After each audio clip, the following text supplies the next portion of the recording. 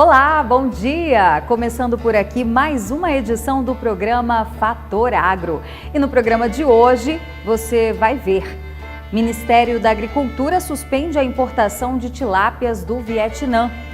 Auditores fiscais cruzam os braços e atrasam a emissão de certificados sanitários internacionais, colocando em risco embarques de cargas vivas. Presidente da FPA alerta para risco de uma grande crise em eminência ou já acontecendo no setor agropecuário. Bons preços, produtores avaliam plantar feijão mesmo com o risco da mosca branca. Tudo isso e muito mais a partir de agora, no Fator Agro, que já está no ar. Fator Agro é um oferecimento AproSoja Mato Grosso. Juntos na lida e na vida.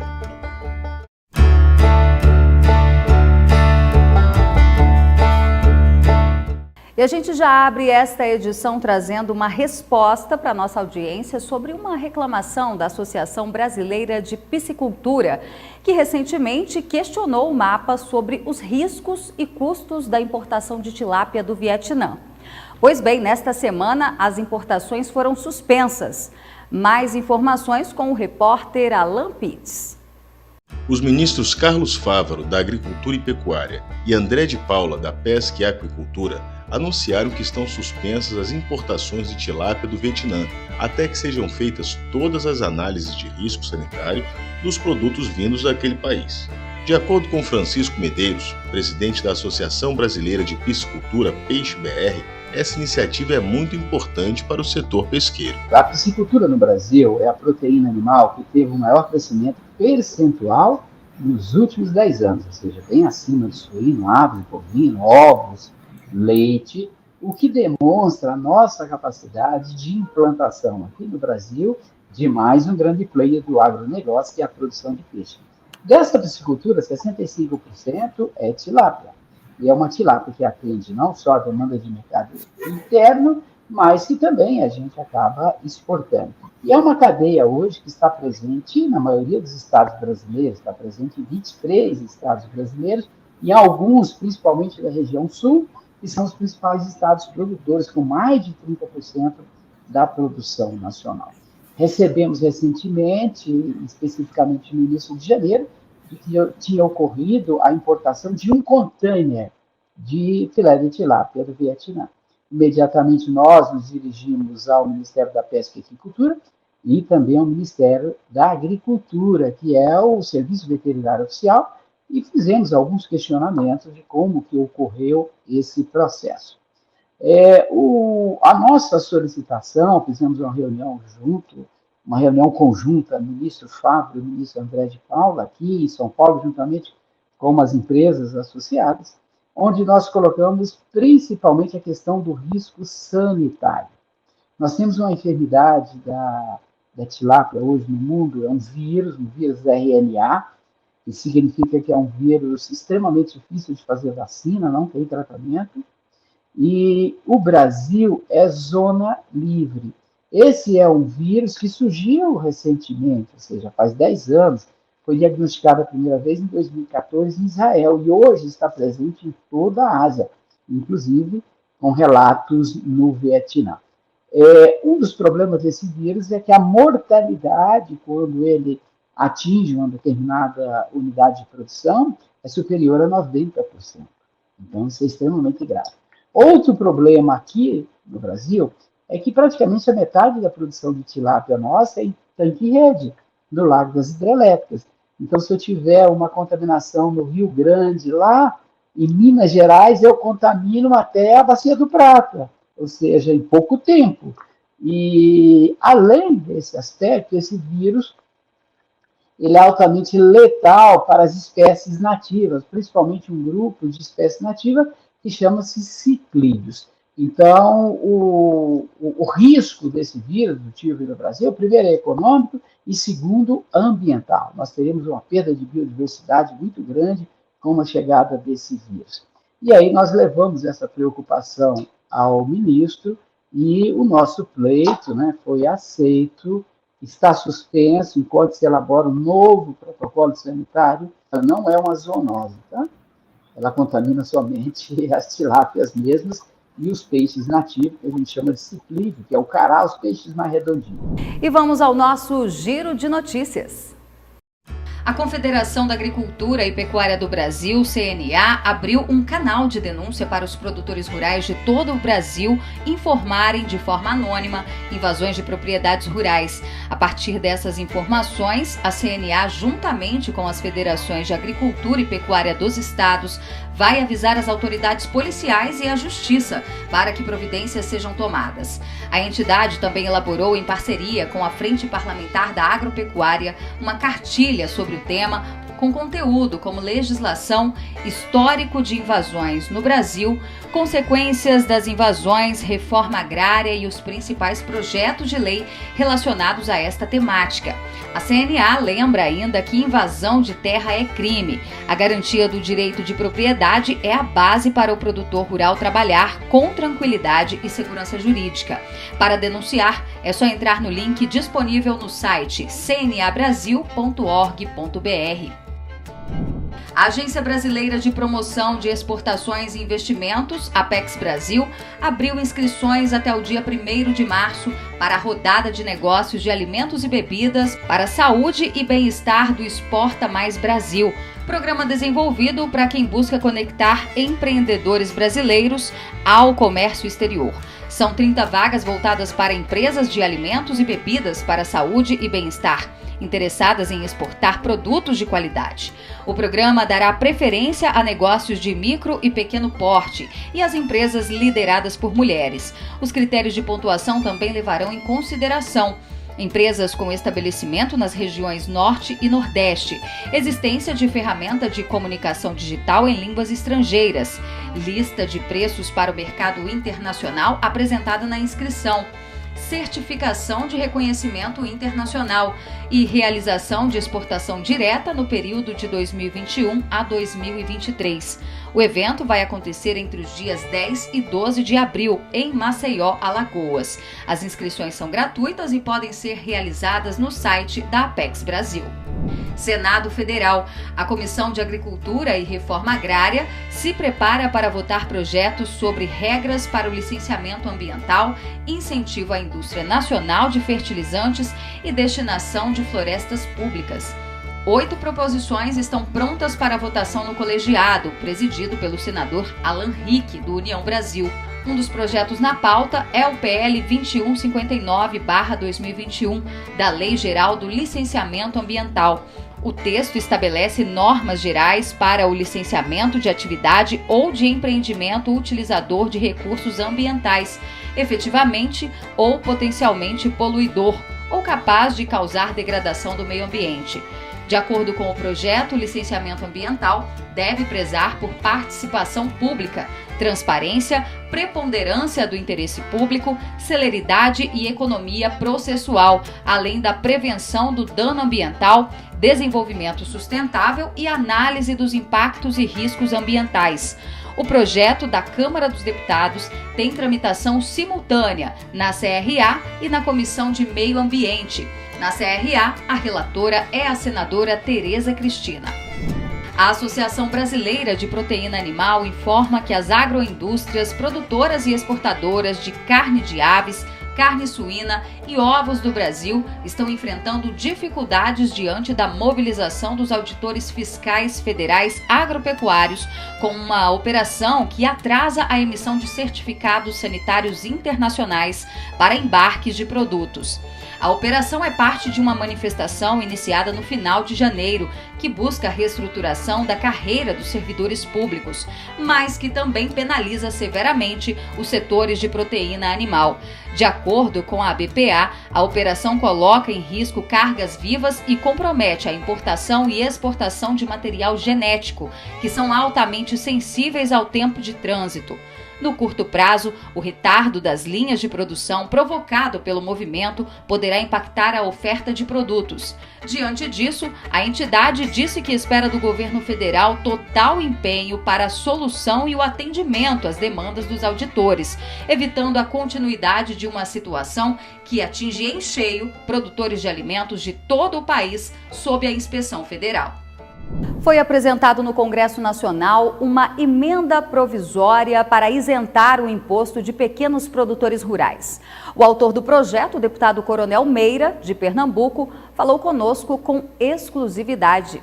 Nós fazemos parte da Comissão exatamente de Agricultura, Pecuária e Desenvolvimento Urbano, né? E somos da Frente Parlamentar exatamente da Agropecuária, e nos preocupamos muito, porque nós somos do campo. Nós fazemos parte, a nossa atividade, a minha família faz parte. E aí, observando essa medida provisória 1206, agora de 24, né, mês passado, ela traz uma desigualdade tributária. Ela isenta, né, o trabalhador urbano até 2 salários mínimos do imposto de renda. E pega exatamente o homem do campo e taxa ele, né, pela menor alíquota que tem do imposto de renda, quando deveria ter o mesmo tratamento, a mesma isonomia. Ele ter no seu CPF, tá certo, exatamente uma imunidade, né, uma isonomia tributária. É isso que a gente defende com essa emenda número 44 que apresentamos, e vamos com certeza conseguir êxito, porque o homem do campo é um homem muito mais sacrificado. O homem do campo ele tem muito mais dificuldades, até mesmo do que o homem da cidade. Então, o Haddad e o Lula, né, nessa vontade, né, de arrecadação desenfreada, eles não fazem as medidas exatas para o povo brasileiro. E o que a gente está vendo é esse desmando total do governo e tentando arrecadar de todas as maneiras, trazendo do povo. Em vez de gerar emprego, em vez de se preocupar em trazer novos projetos para o Brasil, não. A ideia deles é exatamente procurar tributar, e o Brasil já tem uma das maiores cargas tributárias do mundo. Então é isso que a gente se preocupou, e vamos em defesa do homem do campo, do agro. Esta semana que vem, com certeza, vão começar a ser definidas as comissões, né? E aí vai se começar o trabalho da casa. E a gente vai agilizar, sim, tá certo, todo esse processo, para que quando ela for para o plenário, já está devidamente ajustada e a gente consiga. Eu tenho certeza que teremos a maioria dos parlamentares, tanto na comissão como no parlamento, porque o deputado federal aqui, que aqui está na Câmara Federal, ele também se preocupa, todos eles, com o homem do campo. Então, eu tenho certeza que vamos ter uma unanimidade, porque a gente está em benefício direto, né, ao pequeno produtor, à agricultura familiar, aquele que tira o sustento exatamente do seu trabalho no campo. Aquele que consegue, com esse dinheiro que ele arrecada, até mesmo mandar os filhos para a capital, para as maiores cidades, para estudarem, para se formarem. Então, é uma injustiça muito grande deste governo colocar no mesmo patamar o homem do campo, né, de um outro tipo de trabalhador a nível do desconto do imposto de renda. Intervalo comercial, e na volta a gente fala sobre a mosca branca. Produtores avaliam o risco de plantar feijão nessa época do ano. Isso porque o preço de mercado está tentador. É um minutinho e a gente já está de volta. Fator Agro é um oferecimento à ProSoja Mato Grosso. Juntos na lida e na vida.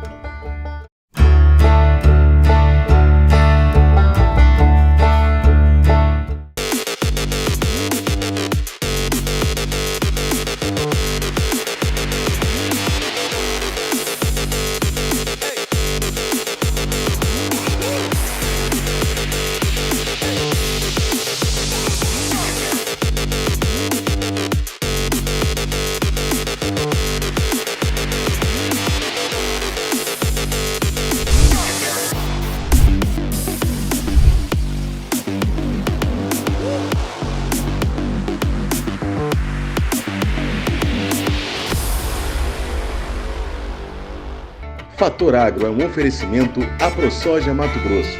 Juntos na lida e na vida.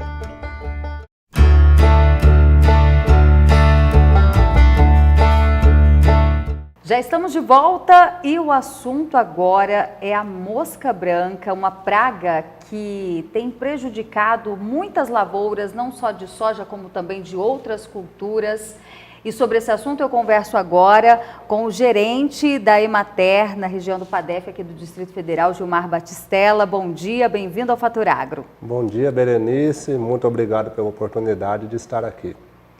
Gilmar, aproveitando a sua presença, a gente já busca um panorama também de como é que está a questão das lavouras aqui na região do Distrito Federal, Goiás, Minas Gerais, né? em relação à cultura da soja. A gente está já num período de colheita. E como é que tem sido, né, essa questão do avanço dessa praga? As condições climáticas favoreceram para isso? Sim. A safra, no geral, aqui no Distrito Federal, elas estão em boas condições. Nós tivemos aí um início de época chuvosa em que não choveu como se esperava. Tivemos as primeiras chuvas no início de novembro, mas depois uma escassez hídrica em novembro e meados de dezembro.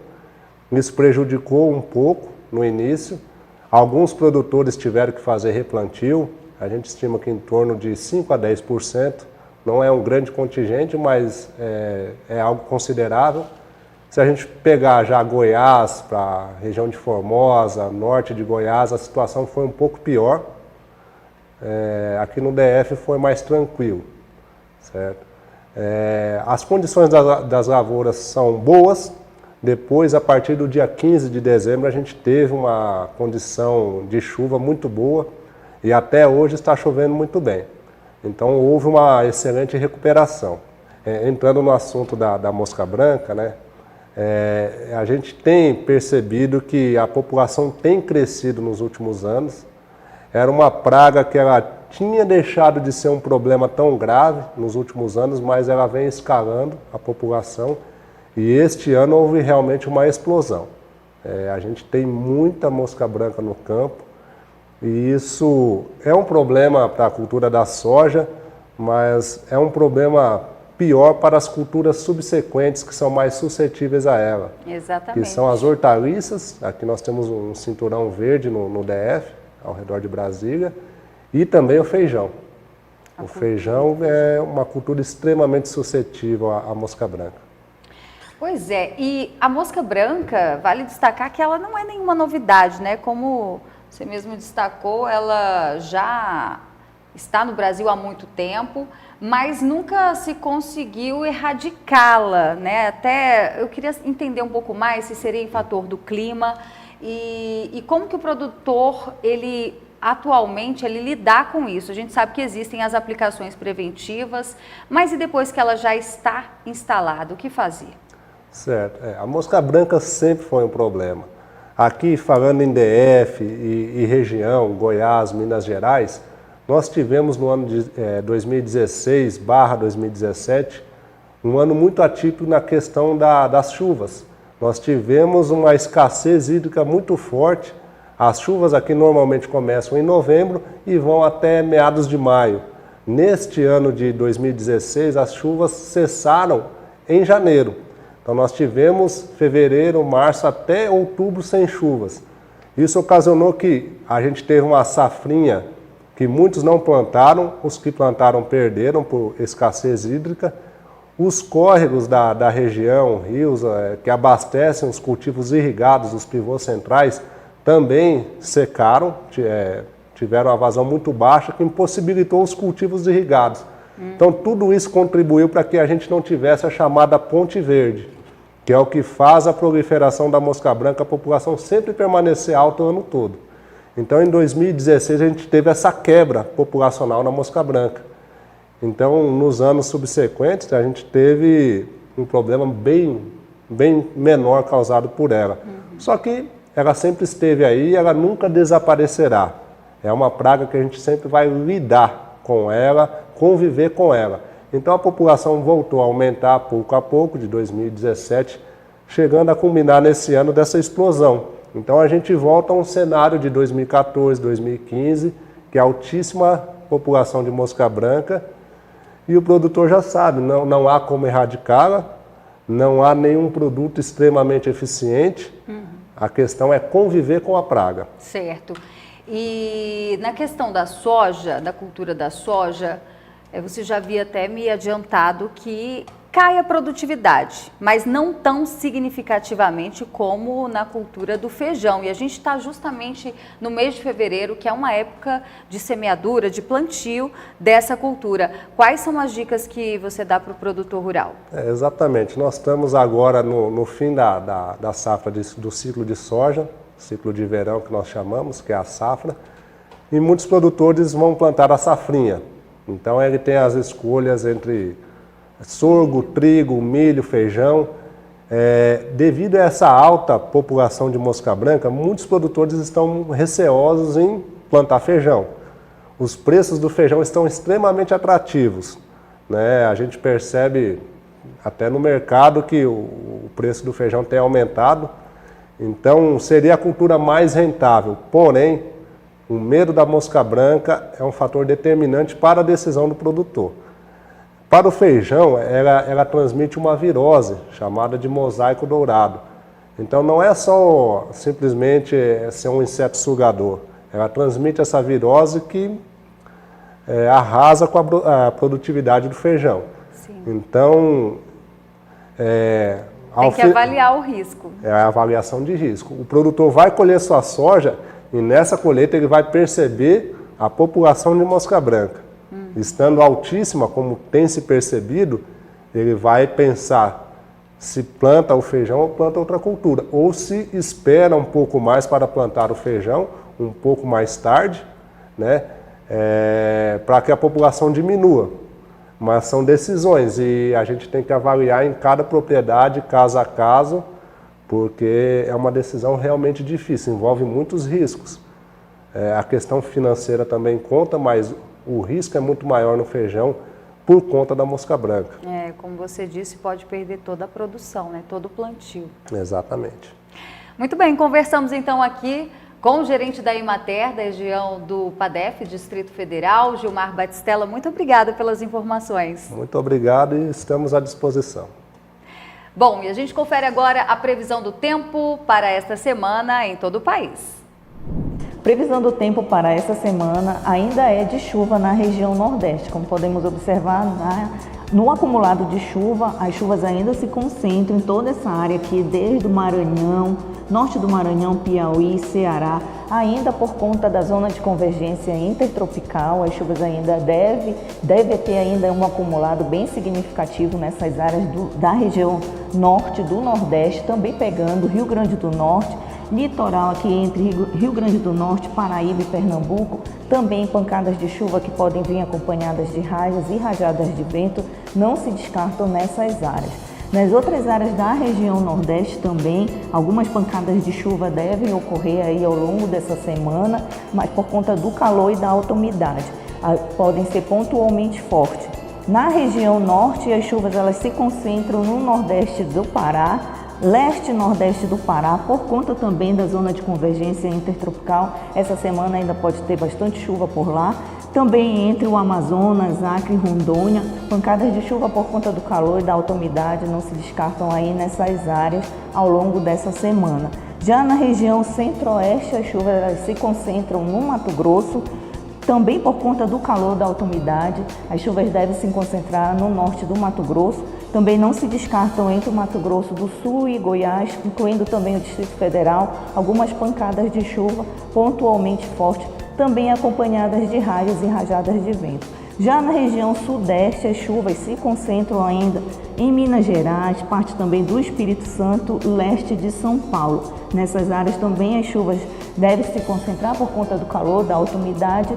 Algumas pancadas de chuvas isoladas podem ocorrer pontualmente fortes, vêm também acompanhadas de raios e rajadas de vento aqui na região sudeste. Já na região sul, as chuvas voltam a ocorrer essa semana, principalmente aqui no oeste do Rio Grande do Sul. Algumas pancadas de chuva podem ser pontualmente fortes também. A gente tem aí alguns sistemas que devem atuar e intensificar essas instabilidades na região sul. Em todos os estados da região sul tem potencial para essas instabilidades serem um pouco mais fortes, principalmente aqui no oeste do Rio Grande do Sul, entre o norte do Paraná e o leste aqui de Santa Catarina.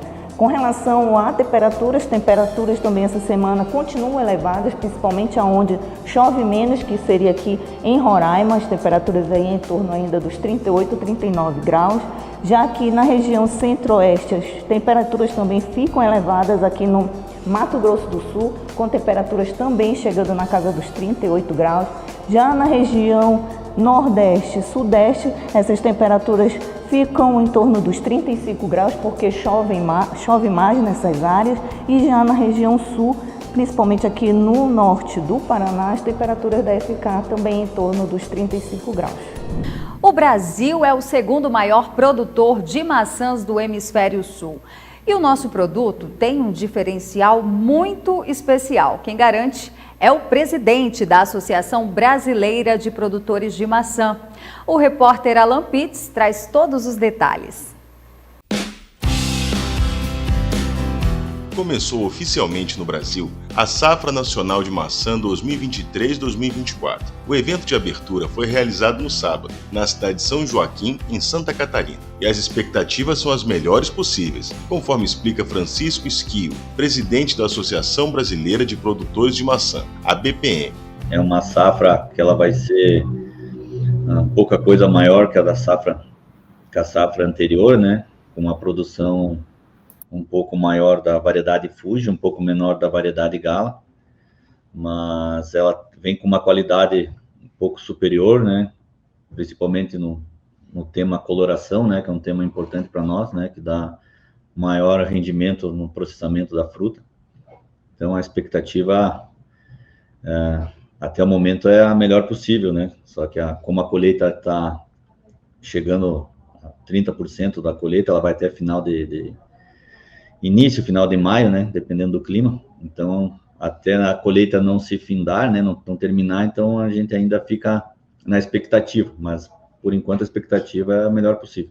A principal variedade é a variedade Gala, né, é a variedade mais consumida, né, de maior produção no país. E a segunda variedade é a variedade Fuji, que é principalmente na região de São Joaquim, que ela tem uma maior relevância, né, uma maior área de plantio, né, por ser uma variedade que necessita de maior altitude, né, então essa região é a melhor região que se adapta a essa variedade. Tem outras variedades sendo desenvolvidas, né, mas ainda em menor escala, então dá para dizer que as duas principais e mais consumidas no país é a variedade Fuji e a variedade Gala.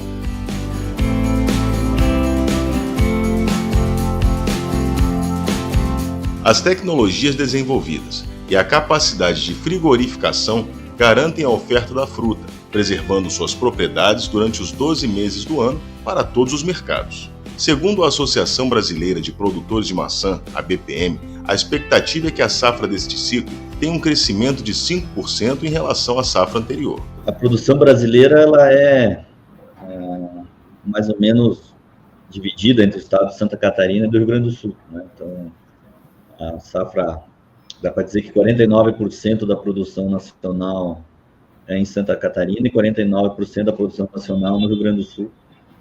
E dá para praticamente se falar que isso é meio a meio, né? Então, os dois estados se equivalem na produção nacional. A produção foi em torno de próximo a 1 milhão de toneladas, né? Então, mas não todo esse volume é o montante da safra. Então tem uma parte que vai para as indústrias, né, de suco, né, e a maior parte vai para as indústrias de processamento para venda in natura. Então a expectativa desse ano é uma safra semelhante, né, do ano passado, né, então que vai ficar em torno de 1 milhão de toneladas. Dados da associação revelam que o Brasil possui cerca de 33 mil hectares de pomares de maçã, gerando mais de 120 mil empregos diretos e indiretos. Atualmente, a cada 10 maçãs consumidas no Brasil, 9 são nacionais.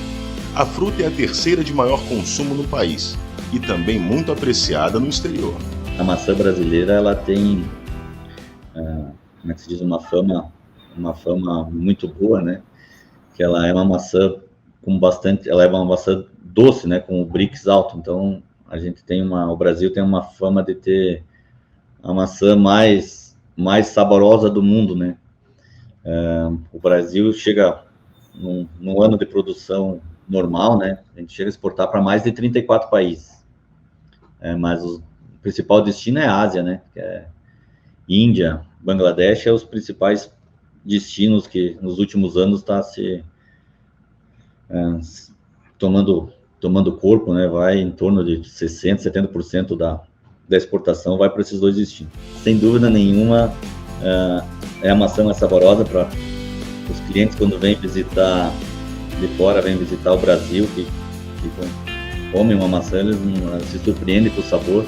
Então, o sabor da fruta nacional, fruta brasileira, em virtude do nosso clima criar um diferencial aí, esse é o nosso maior diferencial em relação aos outros países. Então, não é só o produtor brasileiro que fala, e sim os consumidores de fora do país também.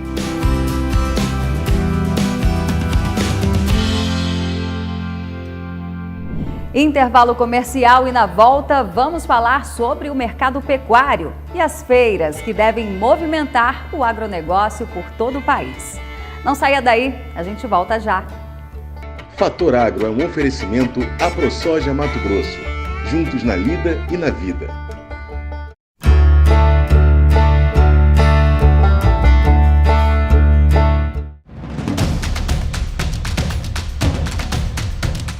O Fator Político BR é um canal comprometido com a verdade, com uma equipe de profissionais experientes, trazendo a informação com responsabilidade. O objetivo do Fator Político BR é estar sempre à frente, em busca da notícia, abrindo espaço para o debate honesto e necessário nos dias de hoje. Atualizamos nossos espectadores com conteúdos diários e programas ao vivo, sempre com a participação de autoridades e grandes comentaristas. Segunda-feira é dia de fazer um raio-x completo da política. Às terças, quartas e quintas você fica bem informado com o Hora Notícia. Na sexta temos uma programação especial, sempre com novidades. No sábado você fica por dentro de tudo o que aconteceu na semana no Fator Revista. E é dia também de fazer conexão com nossos correspondentes internacionais. E aos domingos, o homem do campo fica bem informado no programa Fator Agro. De domingo a domingo você fica bem informado e ainda pode ter acesso a conteúdos exclusivos ao se tornar membro do nosso canal. Assim você investe no jornalismo independente e atua junto conosco em prol da verdade. Porque no fim das contas é o Fator Político que decide tudo. Venha fazer parte do Fator Político BR, sua marca no canal que mais cresce no Brasil. Fator Político BR, sempre à frente.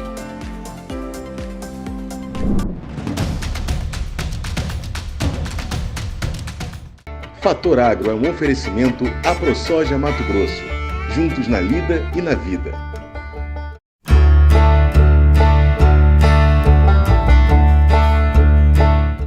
Já estamos de volta e olha, a Frente Parlamentar da Agropecuária está buscando junto ao Ministério da Agricultura uma solução financeira para que os produtores de soja e milho afetados pela quebra da safra deste ano tenham um alívio em fator das dívidas. Durante a reunião semanal da Frente Parlamentar da Agropecuária, o presidente da FPA, deputado Pedro Lupion, demonstrou preocupação não exclusivamente pela quebra da safra em fator do clima, como também pelos preços de mercado que, segundo ele, não pagam os custos de produção. Algo que a gente já percebe no dia a dia, como produtor, no convívio com produtores do país, aí é uma situação extremamente preocupante, que não se trata exclusivamente da quebra de safra por clima ou por outros problemas. A gente está falando também de uma questão mercadológica muito grave, em que os preços das commodities despencaram e hoje os preços que estão sendo praticados em soja e também em milho não pagam o custo de produção. Então é algo que é uma crise muito grande que está vindo ou já está acontecendo. Essa crise precisa ser contida de alguma maneira.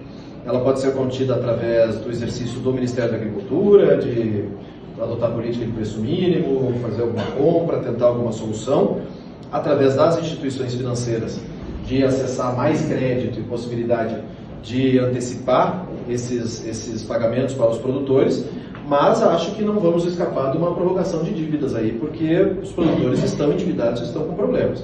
O deputado Pedro Lupion avalia que há uma grande crise em iminência, ou já ocorrendo, no setor agropecuário, e que é preciso o apoio do Ministério da Agricultura para conter esse momento delicado para os produtores que vão precisar renegociar suas dívidas. Essa crise precisa ser contida de alguma maneira.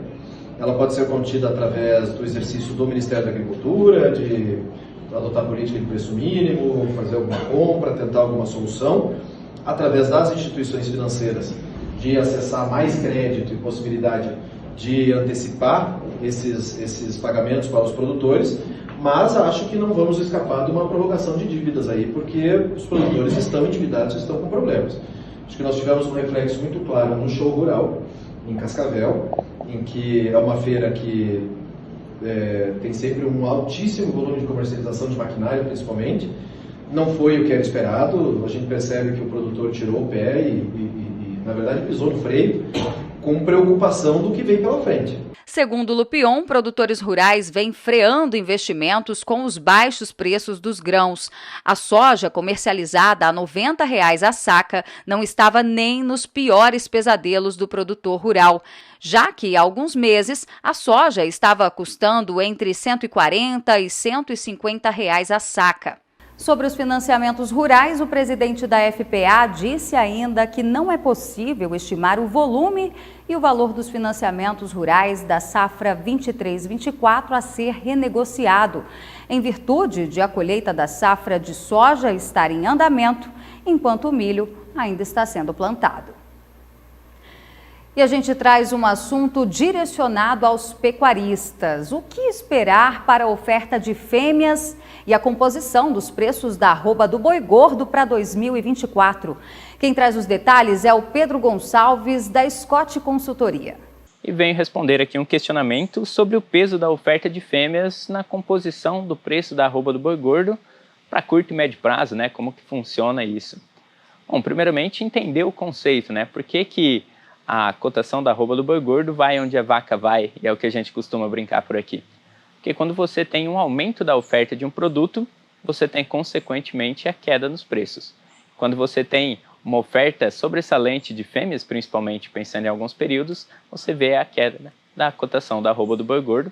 Isso acontece principalmente, né, no primeiro semestre, que é quando a participação de fêmeas costuma ser maior, ainda mais em momentos do ciclo pecuário em que você não tem a retenção dessa categoria de bovinos. Assim, você tem um descarte de fêmeas acentuado, como foi em 2023, consequentemente uma queda em cima da cotação da arroba do boi gordo, uma queda nos preços, pensando aí no pecuarista. Bom, o que a gente está esperando para 2024 em relação a 2023? É que essa participação de fêmeas não seja tão acentuada quanto foi no ano anterior. Pegando aí um histórico rápido, nesses anos de transição, assim como está sendo 2024, essa queda na participação vem de 1 a 3 pontos percentuais em relação ao que foi no ano anterior. Se estávamos aí com uma participação de fêmeas de 42%, 44%, devemos ver para 2024 uma participação mais próxima dos 40%, até um pouco abaixo, indicando aí um período de transição para o ciclo pecuário, que deve acontecer a virada mais próximo de 2025. E o que a gente está vendo em relação aos preços para esse momento de 2024? Situação um pouco mais estável, até mesmo com algumas pressões em cima da cotação da arroba do boi gordo, até mesmo para bovinos de exportação. Isso porque a demanda no momento em que nós estamos é um pouco mais comedida, muito por causa da quaresma, né? Período aí que vai se estender até a Páscoa. Hora de conferir o que acontece no Brasil na agenda de eventos. Na Agenda Agro dessa semana, destaque para o Agro Rosário, nos dias 7, 8 e 9 de março na Bahia. Realizado desde 2013, o evento tem o objetivo de levar informação e avanços tecnológicos aos profissionais da cadeia produtiva da região, além de oferecer uma excelente oportunidade de negócio aos produtores e empresários do setor agrícola.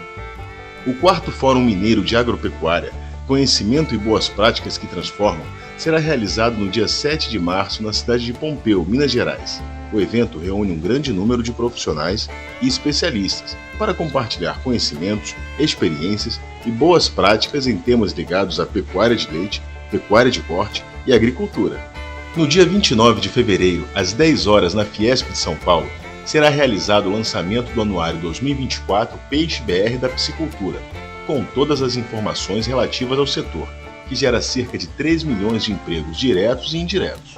O Brasil é o 4º maior produtor mundial de tilápia, espécie que representa 64% da produção do país. A Festa Nacional da Uva Acontece até 13 de março em Caxias do Sul, no Rio Grande do Sul. A feira, símbolo do município e da Serra Gaúcha, é um evento tradicional de celebração da cultura dos imigrantes italianos no Brasil. Neste ano, a festa vai adquirir dos produtores de Caxias do Sul cerca de 150 toneladas de uva, das variedades Niágara Rosa, Niágara Branca e Isabel, para distribuir durante os 18 dias de evento e desfiles. São esperados mais de 400 expositores, entre vendedores e trabalhadores da agricultura familiar. Ponto final na edição de hoje. O programa Fator Agro volta na semana que vem e não se esqueça de curtir e compartilhar nas suas redes sociais. Semana que vem estamos de volta trazendo as principais notícias que o homem do campo precisa saber. Uma ótima semana para você! Fator Agro é um oferecimento AproSoja Mato Grosso. Juntos na lida e na vida.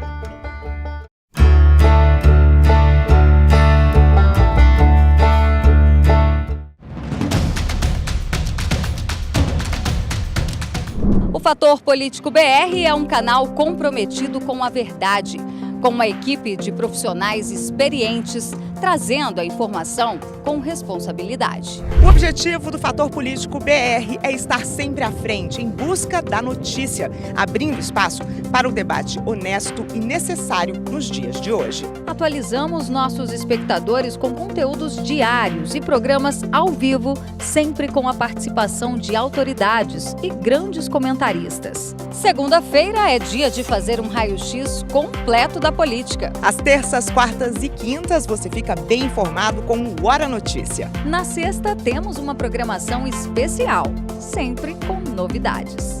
No sábado você fica por dentro de tudo o que aconteceu na semana no Fator Revista.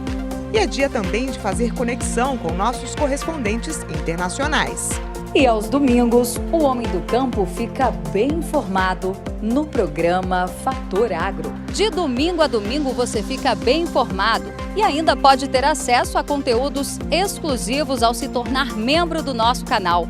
Assim você investe no jornalismo independente e atua junto conosco em prol da verdade. Porque no fim das contas é o fator político que decide tudo. Venha fazer parte do Fator Político BR, sua marca no canal que mais cresce no Brasil. Fator Político BR, sempre à frente.